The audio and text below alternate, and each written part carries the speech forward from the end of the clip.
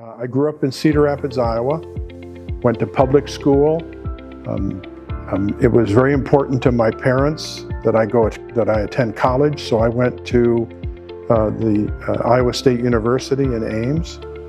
And after graduation, I went to work as a software engineer, but that wasn't my passion. And it wasn't long after that I discovered that the financial world is really what excited me.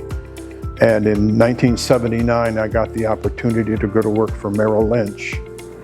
And I'm now a portfolio manager and financial advisor, and I've been there for 46 years. And I'm just as excited about tomorrow as I was my first day.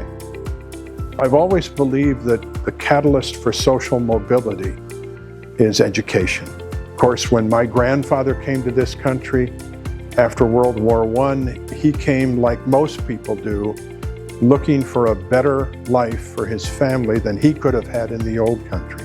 My father impressed upon me from a young age that my three brothers and I all should go to college, and all of us have four-year degrees. And I'm very much a believer that when you succeed, you have an obligation to give back. And knowing that it was challenging for my father's family to finance education.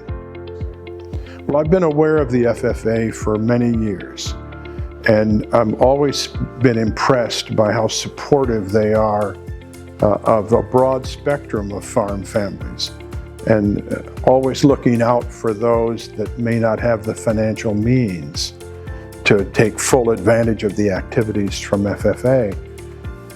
And I very much believe in the principle that to whom much has been given, much is required. Some years ago, the president of Bethel University impressed upon me that strength is given for service, not status. And so if you've been blessed to do well in some field of endeavor, for me it was financial success.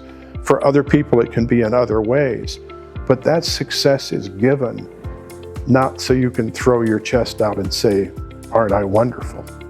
And so supporting young people through scholarships, enabling them to further their education and alter the trajectory of their life, what a wonderful legacy.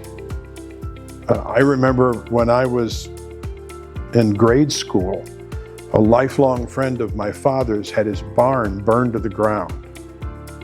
And a couple of weeks later, everybody got their tool belt and their hammer, and they built a new barn. And everybody took part. The kids ran errands, the wives made meals and cold drinks. I think that's a wonderful example for all of us, that when you see people in your community in need, help them. And if you can't do everything, don't let that prevent you from doing what you can.